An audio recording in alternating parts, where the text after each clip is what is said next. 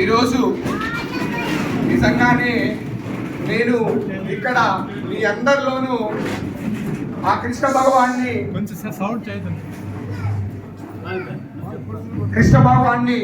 చూడటం జరిగింది. మేమెప్పుడు ఈ సమాజం కోసం పనిచేసేటప్పుడు అవతల వ్యక్తుల్లో దేవుణ్ణి చూసాం, కానీ మీ మధ్య నేను ఈరోజు నిజంగానే ఆ కృష్ణ భగవాన్ని దర్శించడం జరిగింది. అలాగే ఈరోజు ఇక్కడ రావడానికి ముఖ్య కారణం ఒకటి, హరే కృష్ణ.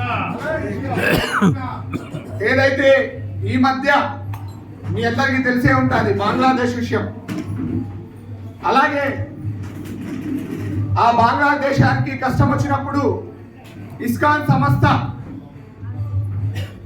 అక్కడ వారికి నిత్య అన్నదానం, నిత్యం తోడుగా ఉంటూ బంగ్లాదేశ్ని కాపాడితే, అదే బంగ్లాదేశ్ ఈరోజు మనం ఏదైతే వాళ్ళకి శరణార్థి ఇచ్చామో వారిని అక్రమంగా అరెస్టు చేయడం, దేశద్రోహం కింద వారిని హింసించడం జరిగింది.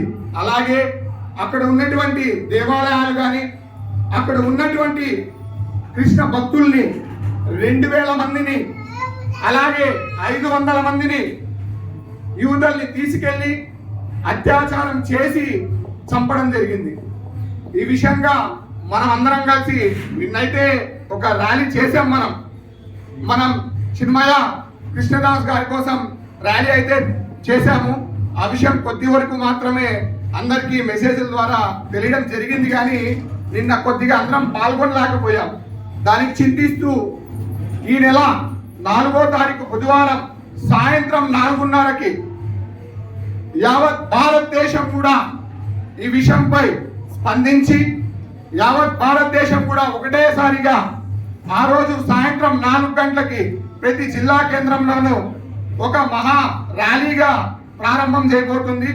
కాబట్టి అక్కడ ఉన్నటువంటి బంగ్లాదేశ్లో ఉన్నటువంటి మనవారికి ఇక్కడి నుంచి ప్రతినిధులై మనమందరం సపోర్ట్ చేస్తూ అక్కడ ఏదైతే బంగ్లాదేశ్ ప్రభుత్వం మనపై నిందించిందో ఆ బంగ్లాదేశ్ ప్రభుత్వానికి వ్యతిరేకంగా ఈ నెల 4వ తారీఖు సాయంత్రం 4 గంటలకు మనం ఎక్కడైతే చిన్మార్కెట్ నుంచి అంబేద్కర్ సర్కిల్ వరకు కాగడాల ర్యాలీని నిర్వహించాలని అఖిల భారత స్థాయిలో నిర్ణయం తీసుకున్నాం.